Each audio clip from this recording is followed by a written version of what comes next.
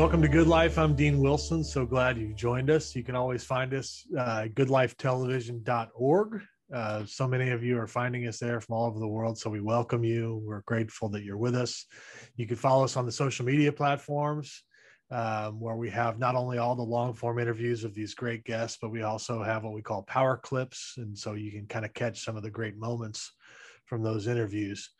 This program is brought to you by the Turner Foundation. You can find them at theturnerfoundation.com.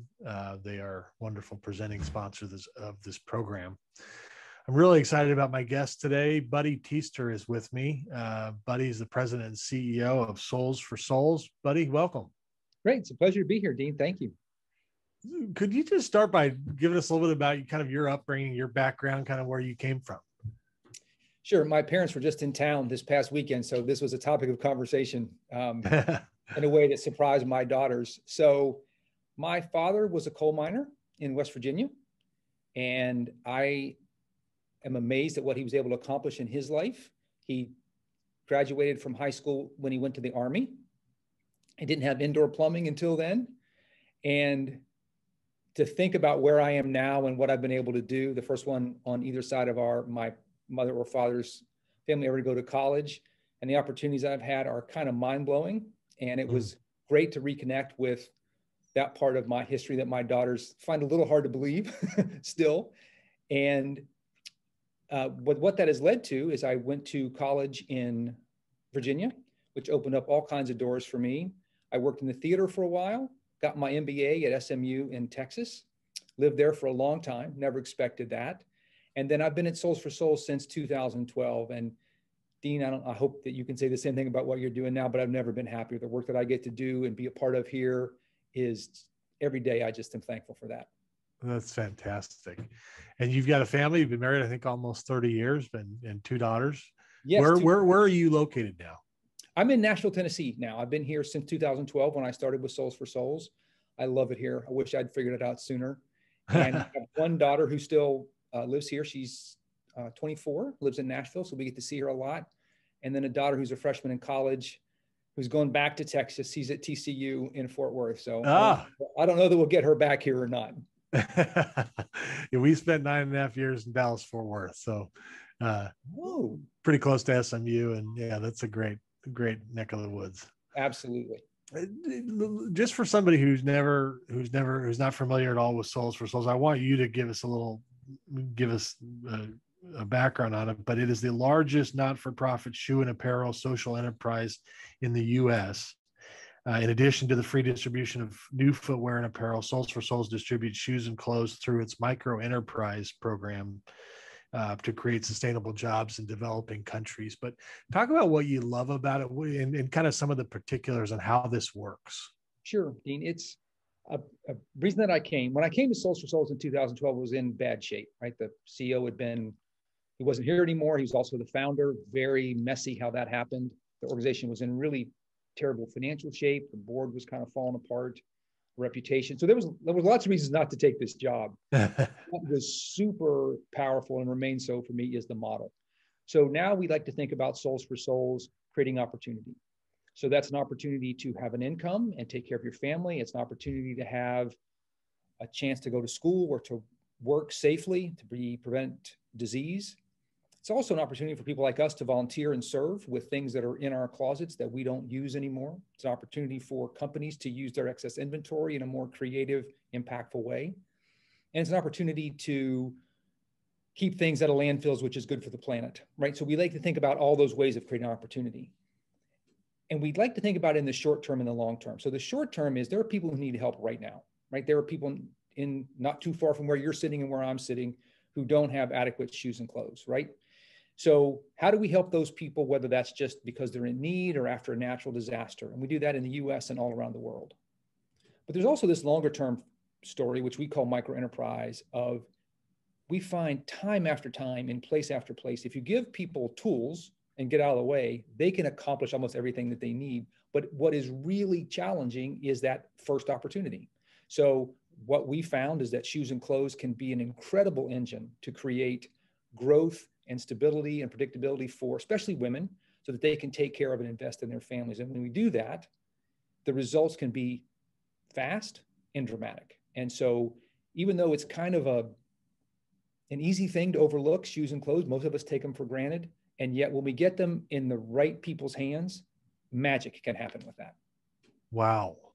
So give me an example of if you could, off the top of your head, of a micro enterprise, and specifically something that happened where somebody started something that was sustainable, that's been life-changing.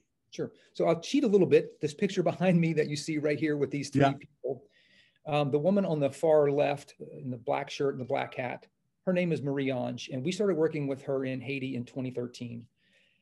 And Dean, when we met her, like, she was just on the edge, right? She had a 16-year-old daughter, who's the woman in the orange shirt there, who was about to have a baby. She was about to be evicted from where she was living, which was barely a house. And she sort of felt out of options. And we partnered with a local organization there. We still work with, the Haitian American Caucus. And she had a job there. She was a cook. She heard about this program to sell shoes. And so she got into it. She's like, I will do whatever it takes to take care of my family. So she kept her day job. She borrowed some money from the Haitian American Caucus. It was one of their programs. She bought shoes. She got her daughter to sell them in the marketplace. She would be there in the morning and the afternoon and cook in the middle of the day. She did that again. She bought more shoes. She bought more shoes. She borrowed more money. And in less than 3 years, where you see her standing there now, that was land that she bought. Right. So almost no women own property in Haiti, but this is hers. 6 months after this, and this story is 8 years old now, right, Dean? And I still get goosebumps thinking about the pride when she took us into her house for the first time, that she owns. Nobody could ever throw her out of that.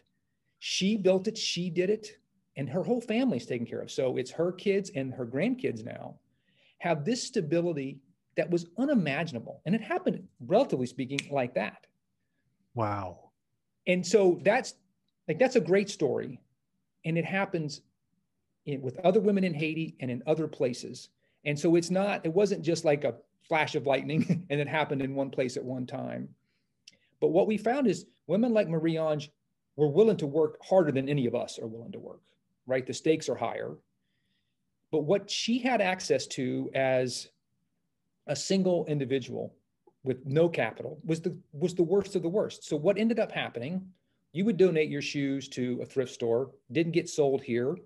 It got sold, then it went to like their sort of outlet, didn't get sold there, went to a broker, let's say in Miami, and then it got sold again into Haiti, and then one more time. So there were all these steps between your closet and her. And every time somebody touched it, they took out the best stuff and raised the price. So when it gets to somebody like Marie-Ange, it's the worst product at the highest price. You and I are enough business people to know that's a terrible recipe for a financial model. So what we've done, what we figured out a little bit by luck and some hard work, is if you take all those middlemen out and it goes right from your closet to her at a price that can't be touched in the marketplace, and her income tripled. That's what happened. So our part was to be a good supply chain partner. Her part was all the hard work of showing up in the market every day and negotiating and all those things. But together, that was a really transformational experience for her. And she brought other people into it. She hired other people. I mean, all these ripples keep going. Right. And that still is what motivates me about Souls for Souls. Wow. How do you find her? Local partners, right?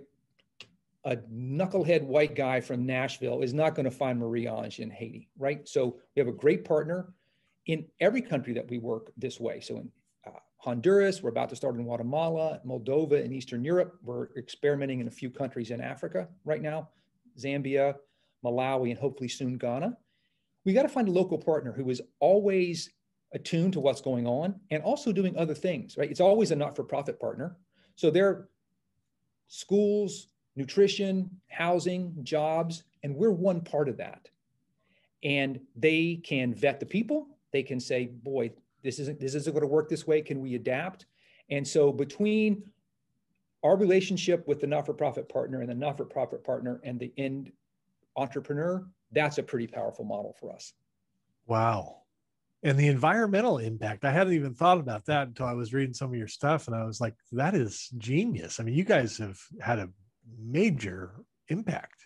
I mean, it's tens of millions of pounds of things we've kept out of landfills, together. And so it's really important. And the other thing that's interesting over the last few years, and COVID accelerated it, you've heard this a lot, I'm sure recently, accelerated so many things.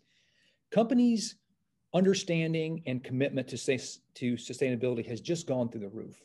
And so what before was kind of the fringy sort of benefit has now moved to the center for a lot of our corporate partners. And also our individual donors, they want to know what's happening with this product. And they are much more thoughtful about, I can sell it. I have all these channels to sell it now, put the money in my own pocket. And if I'm not going to do that, I want to make sure it's not going to make the planet worse and people can use it to create a better future. And so all those things are coming together now to make sustainability really sort of front and center. Wow.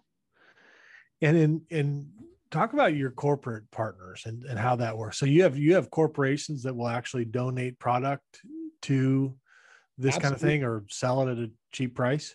So right now it's a great question, Dean. And we're sort of thinking about ways that the model might change, but up until now, it's all been donated product. So it's excess inventory, customer returns, samples, things that didn't go right at the factory, but the shoe's still perfectly good. And look, companies have lots of options with that product. Typically, they can sell it off in increasing like discount stores might take it. There's a layer called jobbers who will buy it for pennies on the dollar and move it all over the planet, and they can donate it to us. And so in some companies, the ethos is we're going to get every penny out of the process. And so we're at the very end. And some companies are like, we think we can do better than pennies on the dollar. Let's put this to use and create millions of dollars of economic impact. And so it just depends on the company. They have different reasons, but it is a huge driver for us on footwear and apparel. The other thing that's interesting, and a great example is the shoe store DSW. They have 500 locations around the US. They've engaged their customers, right? So not so much their inventory, but they said to they solved a customer problem. Their customers came to them and said, we'd love to buy more shoes, but we feel guilty. There's a lot in the closet. And so we'd already had a relationship with DSW, but they really reached out to their customers and said, if you bring those shoes in, we'll give you reward points in their loyalty program. And then you can shop more and you know what's happening with these shoes. We have, in the last 4 years, their customers have donated 4 million pairs of used shoes. Oh right? my gosh. Mind blowing. So there's not just what's in my warehouse if I'm a company, it's how do I engage my employees and my customers? And when we can do all of that together, it is really, really powerful. That is fantastic. What a great concept. Yeah. Let's just talk about perspective for a minute, because I think guys like you know this information, but a lot of people may not. More than 767 million people in the world live on less than $2 a day. And you talk about what a lot of them lack in money, they can make up for in resilience and resourcefulness. But just as a kind of a big picture, perspective, I think one of the greatest gifts you can have in life is perspective. Because we're sitting where we sit, and if we lack perspective, it affects our behavior and what we do. Talk about perspective from where you sit, because you're in touch with the realities on the ground in a lot of these places. And just for somebody who may be interested, share a little bit about your heart and your perspective from where you sit on poverty and what the need is. Yeah, Dean, it's the whole game. I mean, you're exactly right. Perspective it's what we have to work. I have to work the hardest at keeping in place, right? Because it's so easy to just fall back into the lights come on, hot water comes out, I can drink it. I'm not going to get hassled by the police on the way to the bank. I can exchange money. Like all these things for me are just like, the fish in the water. I don't really notice it. And yet we talk to our partners and realize, I guess there are two big things. One is the stability that we take for granted. It pushes, when you don't have it, it pushes everything out, right? When you have to worry about threats at every turn, psychological, physical, financial, your horizon is really short. So thinking long-term, it's not because these people aren't smart. They don't understand the consequences. It's like, I can't think about 48 hours from now, because that's when my food runs out. That's when how gas I have to power the generator, whatever it is. We can't do that, Dean. We can try our best. We can be sympathetic. We don't live that. So that's another reason for our partners. Like they are the bridge who can say, I understand you, buddy, sitting in the US, because often they have some connection here and they live on the ground. And they're like, so that's super important. But the other thing that is really critical is understanding around predictability. We don't think about this much, but when we say $2 a day, it's not like $2 on Monday, $2 on Tuesday, right? It's $20 now and nothing for 10 days. Again, you and I have a hard time understanding what that like wildly unpredictable, not the very far future, right? The next few days is like, right. And those two things come together to make it really hard to make good decisions about your family or your physical health. And one of the things that we see time after time when we are in partnership with people in Honduras or Zambia is they're all the immediate benefits of the house and food and art. They are super important. But what they create is an ability for people to think longer term. And that's when you invest in your family and do those things because you see the benefit of that. For me, there's no substitute for going. Like we can take pictures and talk to people on the phone and Zoom. There's no substitute. That's been the hardest thing of this last 15 months is not to be with the people that we love and care about and are invested deeply into their work. And I just know in some relationships that I've had, like I've done really dumb things because that perspective is now much more sort of theoretical. And I was in Honduras in March. They'd been through 2 massive hurricanes.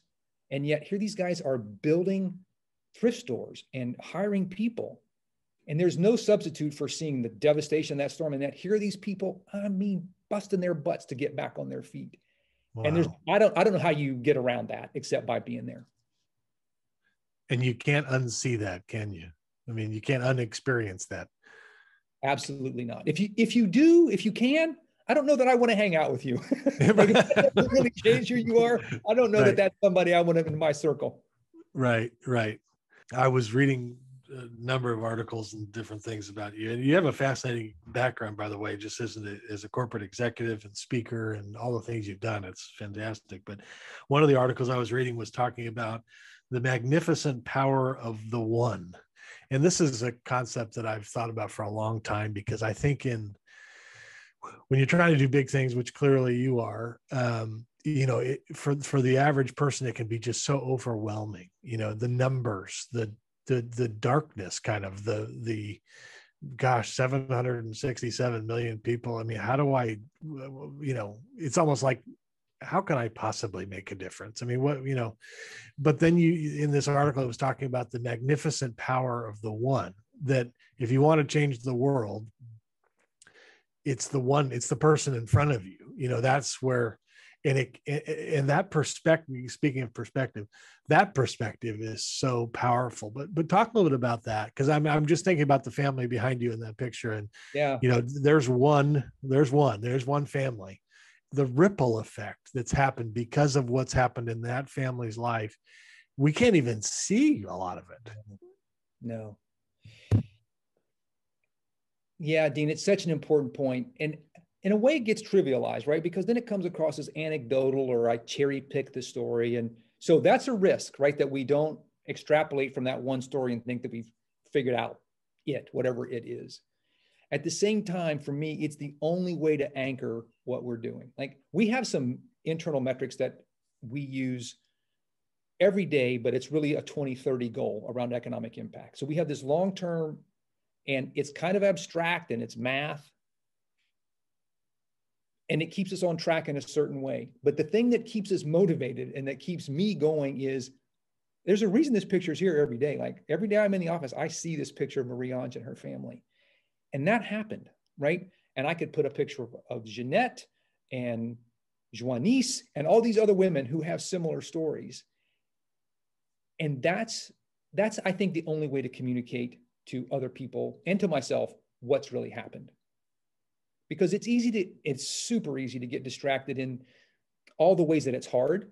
getting shoes into a country, the customs guy wants a little bit of money, the truck doesn't show up. I mean, all those things happen, and it's easy to get pulled into that. And that's a part of what we have to do. But the reason to do it is to remember people like Marie-Ange and to look back over now, 7 or 8 years and realize like her world is a whole different thing than it would have been otherwise. And we got to play a little part of that. And so there's a lot of gratitude that comes from real thinking about that one person and knowing that our paths crossed in a certain way. And also that she's not an anomaly. That's not the only time that happened. And so those two things are really good guardrails. Right. So relief and sustainability, I feel like it's choosing between your kids. You can't pick one or the other because we need them both. I mean, the truth is, especially, the way you guys are responding to natural disasters and, relief is a big deal. And yet, over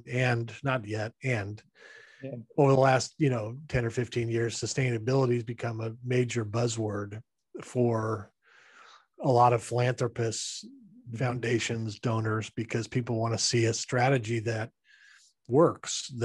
And I think what you're doing certainly fits that bill. But you really don't. Your model, these two things, you're not picking between relief and sustainability. You're really doing both, right? Dean, it's a subtle point that you make, and I appreciate that because it does feel like a trade-off, right? One of the things that I think got Souls for Souls into trouble 10 years ago is it's really easy to explain relief. Like everybody gets fire, flood, you need shoes. And so we're going to get shoes to those people. That's an easy story. To say you're going to donate your used shoes and we're going to sell them to poor people in the developing world and they're going to create a business. There are people like, that's terrible. You're going to sell shoes to poor people? Like, you're not nice. And so it's easy to not tell that story and focus on the easy story. So there was a time when I first came and trying to figure it out, I was like, well, let's just stop giving stuff away for free. That's short term, doesn't help that much. Let's play the long game. And a lot of people, first and foremost, my wife, she said, if you stop giving away shoes to people in need, you will never get another penny from me. Oh, okay. I should pay attention to that sentiment. And I think we finally just recently, Dean, really, other than natural disasters, that's a clear need to respond. But what does it mean to give a pair of shoes to a kid in Kentucky whose parents haven't worked in a year because there are no jobs? Like, what does that really mean? What are we doing? And we ask ourselves that question a lot, not in a sanctimonious way, or a glib way, but like, what are we really doing? And only recently, we've just launched this program last fall called For Every Kid. There are 1.5 million school kids in this country who experience homelessness at some point during the year. We should be outraged by that. I didn't know about that until 18 months ago. But now that we know, so like you said, you can't unsee it. Okay, if people are working on food and people are working on housing, which are the two most important things, turns out shoes are like maybe number 3. Well, if we don't do that, somebody should kick us out, right? That's why we're here. And so I think finally having a clear story in the US about why free shoes matter to kids is now super clear. And it sits alongside our microenterprise story really beautifully right now. And so I think it's taken us a while to, get that right kind of balance, but it feels like we finally slipped into the right groove. And so we just started, we're 35,000 shoes. We got to get to 1.5 million. So we have a long way to go, but it's super motivating to know we can address it. It is addressable and is a real need. Let's focus on that and keep our foot on the accelerator as much as we can to help entrepreneurs in the developing world. That's so great. Where can people find you? Souls for Souls, is it .org or? That's it. Soulsforsouls.org is the main website. You can go on there, type in your zip code, find the closest place to drop off shoes. You can learn more about our mission. You can hear interviews with Marie-Ange and some of the other folks, for example. And on all the social media platforms, we're at Souls for Souls as well, Instagram, Facebook, etc. Soulsforsouls.org. That's SOLES and SOULS. I think people understand that, but soulsforsouls.org is the website. Buddy Teaster, congratulations. Thank you for coming on. Thanks for what you're doing. Dean, thanks for giving us a chance to talk about it. It's a real pleasure to talk with you. Yeah, thank you. We'll see you next time.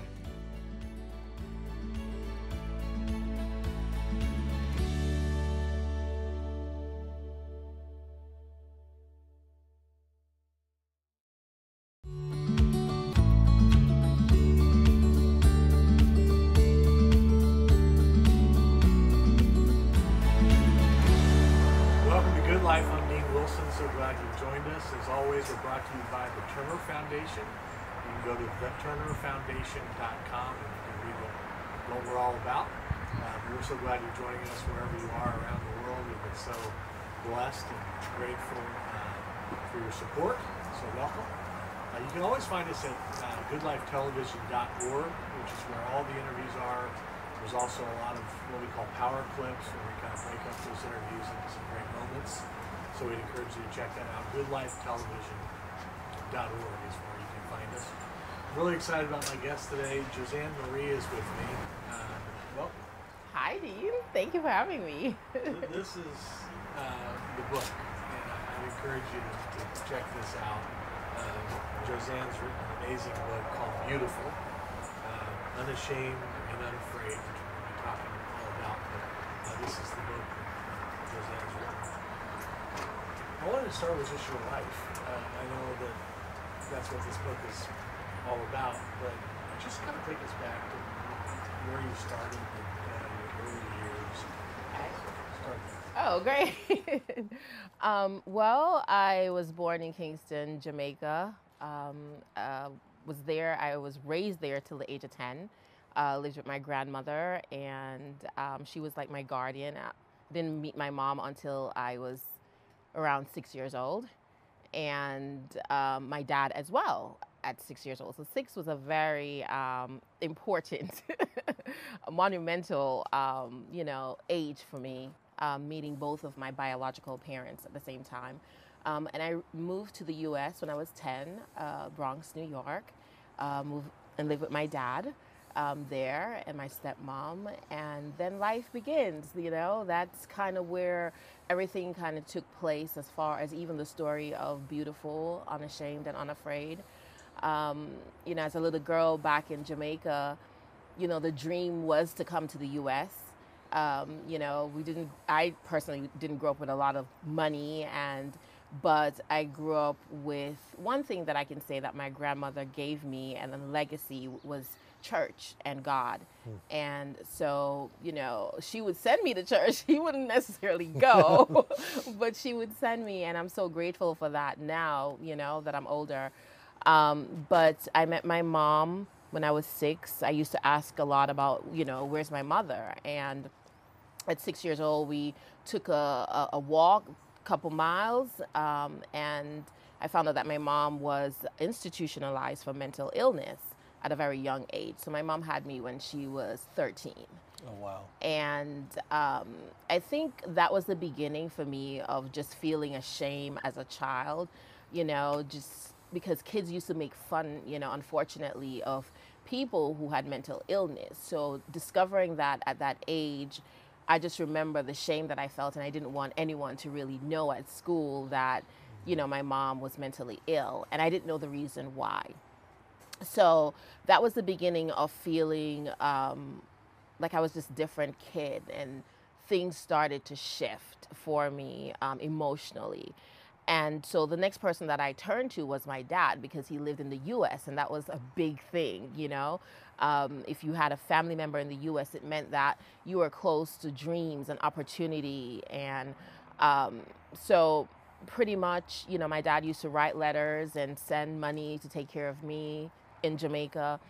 And I had this desire to meet my dad because I felt like it would affirm my identity as a child. And it was something that I felt like I could boast about at school, because not every kid had their parents living in America. So to kind of distract from where my mother was, I used to talk about my dad a lot in school. And one Friday evening, just running around the yard in Jamaica, this Volkswagen Beetle pulled up, and out walks my dad. And this was the first time I was meeting him. He left when I was 1 and came back to Jamaica when I was 6. Wow. Yeah. And I just remember the feeling of he showed up for me and the importance of that. And, I knew him and my grandmother had a little riff, and I didn't know what that was all about. I was just excited, So her greeting him and me greeting him was two different emotions. But it was a beautiful moment, and I kind of just took my dad around the town, and this is my dad, and he's from America, and he bought me bazookas. I'm like, what are these? And Wrigley's and all these things that was not that popular to us as kids. And he spent a few weeks there, and just one day we're in the backyard and just playing, and I never really grew up with a male figure that expressed love in a way of like hugging. Like in Jamaica culturally, you want to know how we love you? We paid for your food. We send you to school. We take care of you. We don't need to say I love you. So it wasn't a very common thing, especially with the male figure, And so it was the first time I really had affection with, my dad hugging me and, so forth. And then one evening, just playing in the backyard, my dad gave me a kiss, and it was inappropriate. And that was the beginning of the journey from there. I actually didn't know what that really meant at that age. Obviously, I just know that it felt nasty to me. And I, verbalized that to him, but in a more jokingly kid, innocent way. And his response was, that's because you're beautiful, hence the word beautiful. And no one ever told me that before. So I hung on those words, but unfortunately, it was connected to something that God didn't intend for it to be, And all I could tell my grandmother when I came home that evening, I never told her about that incident. All I said was, he bought me ice cream and he took me here and he told me I was beautiful. And that was what I hung on to. And so later I came to the U.S. 4 years later to live with my dad at 10, and the journey began. Yeah. And take us there. Yeah. So you're here now. Yes. With him. Yes. And because I know this was not easy. Yeah. And so just kind of walk us through that season. Yeah. As we kind of work our way towards the good stuff. Yeah. But walk us through that. So, I came to the U.S. and just very excited. You get a big send-off when you leave Jamaica. It's like you're going to the U.S. and you're going to make the family name proud, and you're going to come back and bless all of us. Don't forget it, And so, and you have. Yeah, all things work together for good. That's right. Right? Amen. So I came to U.S. and had that hope as a child to just do well. And, I kind of did well in school. That was never a problem for me, And also, I was very outspoken to some level, compared to my mom. My mom was a very shy, introverted, girl when she was younger. And I felt like God used my personality for what he actually destined me to be, and thank God for that. So I came and I was just very excited. And, the kiss went from a kiss to now touching. And now I'm a little bit older, so I kind of understand, like, now this is really inappropriate, but it's your dad. And a lot of times I think we get confused when we hear of child abuse or molestation. We think, why don't a child say something? But what we have to understand is that, God really created us with an innate affection for our parents, a trust, a love. And when that's violated and those boundaries are crossed, it becomes very confusing. And the child still wants to hold on to the innate thing that God put inside of them. But now they're confused because this person is supposed to protect me and, set me up for life emotionally in how I'm supposed to be treated in the world. And you kind of dismiss those things because you also want to respect. And I don't want to go against my dad. There's just a lot of conflicting emotions in that. And so it went from touching to, later down, even worse, So I can say if I had to put it in a nutshell, that my dad took my first kiss, you know, person I lost my virginity to, and later when I was 14, I got pregnant. And so that from 6 years old to 16, that was like the journey of my life. You know, and so living in that house as a little girl, you know, you start to, I started to become very introverted and very, you know, not necessarily shy, but reserved, because those things were happening behind closed doors. And so, you know, I told a friend at school when I was 10 and didn't think anything was going to happen. And the friend told her mom, and the mom reported it. So just imagine me being in this country, new to America. I came here that September. By November, a social worker was at our house. And now I have to say what my dad did in front of my dad, which was terrifying and conflicting, and also knowing that there will be some consequences to that, you know? And I spoke up.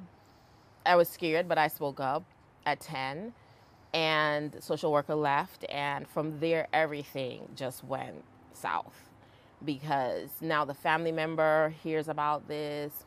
You know, that Thanksgiving, I could hear family uncles, and don't play with her. She lies. She told this.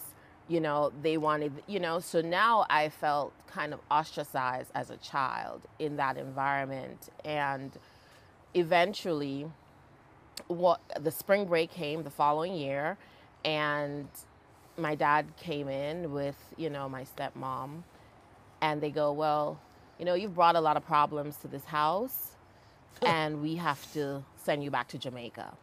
And I just remember the devastation. And, you know, I was just crying because I loved my dad. And one, I felt like I failed as a child, you know, and I think that's another thing we don't understand.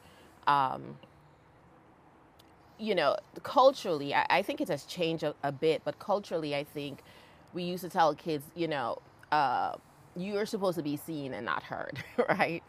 And kids need to be heard, right, you know? And so going back to Jamaica was very devastating. You know, took me in the middle of the night. My grandmother didn't know I was coming back and dropped me right back into Jamaica. And it was the emotion of feeling rejected and abandoned, you know, and a hope built and a dream deferred and all these things. And I just remember I just got sink lower. Like I was depressed as a 10-year-old child, going to be 11 at the time. And, you know, you kind of bounce back and become resilient and try to make the best of it in Jamaica. But my grandmother lived in a situation. She had a, you know, a boyfriend, a person that she wasn't married to, and he was an alcoholic. And so the environment wasn't really the best. She did her best. He was the only working, you know, adult in the home. And so everything was dependent on him. And it wasn't as if he was making a lot of money. So it came to a point where my grandmother was like, you know, you can't stay here. This is not, I believe God wants you to be in America. And what I want you to do is I want you to call your dad and your stepmother and tell them you lied and apologize. And I just remember feeling, I can't do that because I didn't lie, right, you know. But seeing my grandmother in this verbally, an emotional abusive relationship, and then one day turned physical, I felt like I was the hope in a weird way. And I didn't want to see my grandmother like that. And so after brewing with that thought that was placed, you know, we ended up making that phone call. And 6 months later, I was back in the U.S. to live with my dad. And that's where things got worse because, you know, now I'm back and the family see me as the black sheep, really. And so the only person I really had on my team really was my dad. So everything I had to go to him for as a little girl, you know, as a young girl, everything. You know, some things you want to go to your mom about. And my stepmother and I didn't really have the best relationship because of the situation. So now I can't really say what's going on. And you would think, well, maybe things would change because of what happened previously, but it didn't. It just got worse. And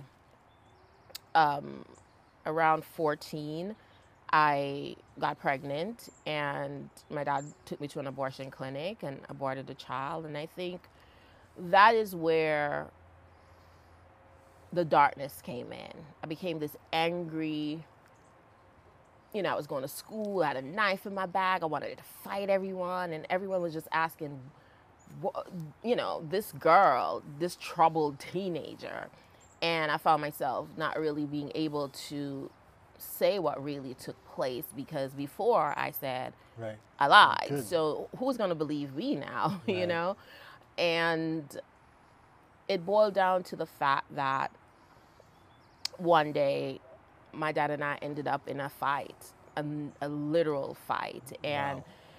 That's really unfortunate, because, that's not how God intended it to be, right?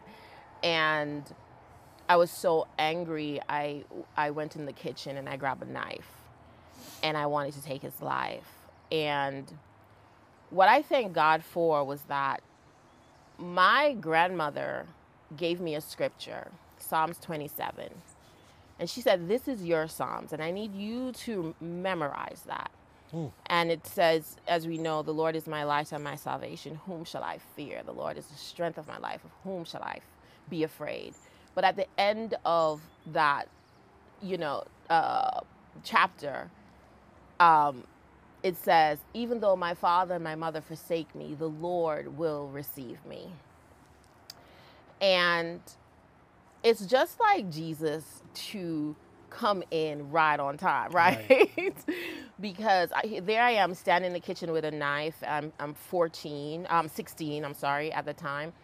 And my dad is standing at the kitchen door. And I knew that if he came closer to me, one of us was going to get hurt. That's the escalation, the point we had reached. And I saw my brother just standing there, my older brother by months, standing there, and he was crying. And I've never seen my brother cry, like never. And I just remember standing there with this knife in my hand, and almost like a voice in my head. At the time, you just like, what am I thinking? But looking back, that was so the Lord. And I just heard this question, will this be the story of your life? Yeah. And I'm standing there with this knife, I'm crying. And in the moment of that dark moment, Psalms 27 just comes back. The Lord is my light and my salvation. Whom shall I fear? And even though my father and my mother, is not there for me, the Lord will be there. And my dad just walked away. And I'm having that moment. And then I go in and I pack my bags and dragged it across the courtyard into the streets of New York. Like, where am I going? And I knew that I had to leave home, because if I didn't, I felt like something bad would have happened to one of us, because my dad, was becoming now physical because I wouldn't allow him to touch me inappropriately. And so here I am in New York, and, I just kind of went into bad relationships and looking for love in all the wrong faces.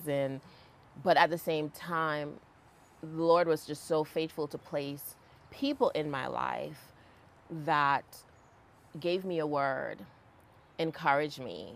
They weren't all Christians or, people of faith, but God just used, a teacher, acting teacher. They saw something in me when I didn't see anything in myself, to be honest. And I held on to those words to get me to the next step. So my last year of high school, I am sleeping in a car in the middle of winter, and determined that I needed to graduate, because that was the reason why I came here, was to make a better life. So even in the darkness, there was just this drive, and I give the glory to God for that, to win my battles. if I may say that, and stumbled a lot through the process for sure. But, I was able to graduate and went off to college and still was broken, because that place in me was never really dealt with. So I just basically, through my young adult years, just continued to cover that up with whether it was accolades or being the best at something or whatever it is. But it was still there. And just kind of jumping forward, I made the big move to LA because I always wanted to be a performer, an actress. And I came out here and, did, mostly a lot of commercials and did a feature film. And when I came back from the shoot, God really started to deal with me. I gave my life to the Lord when I came out to LA because I knew everything else in my life failed me in New York. Every guy I dated, everything that I found my hope in failed me. And so taking that one-way ticket to LA to pursue a dream, God was like, I'm going to meet you right in the midst of that. And that's when I gave my life to the Lord, and everything changed from there. I just started to get into the Word and being fed spiritually and being in prayer and, all the beautiful stuff that we get in the kingdom. Yeah. And after that, pursued my dream, but God wanted to still deal with that wound inside of me. And so when I came back from the shoot, I just had, I think I was reading the book of Ecclesiastes about everything is meaningless, vanity upon vanity. And, being in Hollywood, God uses Hollywood for sure, but sometimes, it becomes about, your next project and who you are, what car you drive, where you live, and, that can take over your world if you don't know who you are, and God is like, I want to show you who you are, really who I've created you to be. And so I left the industry and just started to get more into ministry. And actually wanted to become a missionary, to be honest. Really? Yeah. I thought I was going to go long story, Haiti and become a missionary because I had friends who were missionaries there. And then God just started to deal with my heart. And he dealt with it through the fact that, there was a man who was interested in me and wanted to get married. And we both met each other in the ministry. And right in the midst of that, connection and getting married, every girl wants a dad to, walk her down the aisle. And that was a defining moment. And I didn't even really think about it, even though I was planning a wedding. I didn't really think about it till maybe 2 weeks before the wedding. And, I've learned to pray about everything. And I had amazing brothers and men men of God in my life that I could have asked. It wouldn't have been a problem. But when I prayed about it, I felt like the Holy Spirit said, you need to call your dad. And I just remember, God, that's not you talking to me. Come again. Right. And I was like, I want you to call your dad. And I haven't talked to him in 10 years. And I called my dad. I just did it by rote. It wasn't an emotion. It wasn't like an aha moment. I just kind of did it, I guess, out of obedience because I felt that's what God wanted me to do. So the conversation wasn't like, hey, how are you? It was just very dry and very, and he wanted to know, he was very surprised and he wanted to know why I wanted him to come to the wedding. And I didn't even ask him to give me away. I just told him to attend the wedding. And he had about 10 days to make that decision. And he did, and he came. And we met up at a cafe. and had this conversation that was pending for many years. Wow. In a cafe. And, you know, my dad he was a soldier in the Jamaican army. And so he's very like proud and just, you know, and he had his shades on. And I just remember asking him the question, why did you do those things to me as a child? And his word, he said one word, he said lust. And I found it very interesting that he said that word. He didn't say anything else. He just said lust. And I understood it to the depth of it, let me say that, in that moment. But at the same time, sitting across from him, I felt the Lord was just saying to me, Jozanne, can you honor someone who is dishonorable? And grace that I've extended to you, because the truth of the matter is, even if my dad didn't do those things to me, I still needed the grace of God in my life. Right. And it sounds so, I'm not excusing the behavior, and I'm not saying that God excuses the behavior.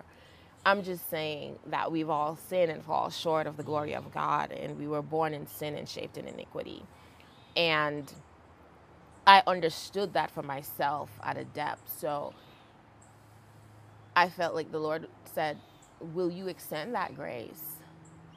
And what perfect, only God could have planned that, a wedding. You know, you think about the wedding, wedding feast. Right. And he takes us as his bride. And I've been dishonorable. Right. Yeah. And he still takes me as a bride. And he was asking me to do the same thing for my dad. Not that he was the bride, but he was, you know what I mean, the principle behind it. And actually, no one at my wedding knew those things happened, because it wasn't something I really talked about. So when I actually did a one-woman show about it, everyone was shocked. Like, they left there going, I don't know who you are. We got to talk, because they were just stunned to the fact that it was a beautiful wedding. No one knew what had taken place. And you know, it was just God's way of saying, you're going to start a new life. And I want you to be separated from this issue in your heart, because you're going on a new journey with, you know, a new man in your life that I'm putting, you know. And so that's really the beautiful story, that God makes all things beautiful in its time. Yeah. And sometimes we don't really see through the darkness what's going to happen, you know, but by faith, if we can believe that all things will work together for good, you know, and that the tragic event doesn't have to be the story. And so those are some of the things that the book talks about, and the message of beautiful that, you know, have changed the lives of people that I could far beyond, like, just imagine that it would. And yeah. Are they going to make this movie? We want to do that, yes. I can see why. Yeah. It's stunning. Yeah. I mean, I'm shocked. Was he shocked? I mean, you're sitting in LA at a cafe and you're extending him grace. I mean, was he like, what planet are we on? I mean, he wept. Did he really? Yeah, he wept. Yeah. That is unbelievable. Yeah. What is your? We're almost out of time, but what is your message? How do you? I mean, I know it's in here. Yes. But if you had to summarize this, because so many people, everybody probably can relate to obviously needing grace. Yes. But giving it, because we all think, well, what's happened to me is. You don't know what's happened to me. If you knew what happened to me, then you'd understand. Yes. You know, we kind of have that, because we all think, well, my story is the word. But I don't know if anybody can hold a candle to what you just told me. So if you're extending grace, what is your message to people who have been hurt, wounded, abused, neglected, victimized? What do you say? My message is, For I knew you in your mother's womb. I've knitted you and formed you. And that God has a plan for you, a plan to prosper, right? A future and a hope. And I've come to the belief, I should say, that everything in your life, not that God did it, but what have, been allowed in your life is to reveal your identity.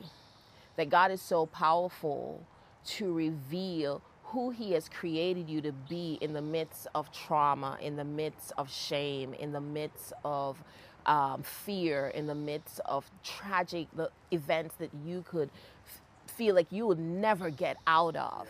It is to reveal and manifest God's glory in your life, that you are a child of God.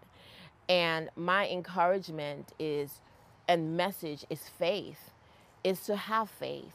We feel we need a large sum of faith, but it says if we have mustard seed, that faith, that we will move mountains. And so even with my story, it didn't happen overnight. It was just one moment after the other that I just took a step. One moment. I didn't see 5 years from now, 10 years from now, but I knew that if I just took a step, one of the scriptures that really stood out to me in this season is Psalms 23rd. It says, the Lord is my shepherd, I shall not want, right? But it talks about leading you to greener pastures and restoring your soul. But another part of it says, even though I walk through the valley. So a lot of times we want our soul to be restored and we want to go to the green pastures, but we don't want to walk through the valley, and it's a promise that even though you walk through the valley in the shadow of death, fear no evil because I am with you. So the message is God loves us. God loves the world. There is no pain and nothing that Jesus went through that he understands every pain because he's went through it on the cross.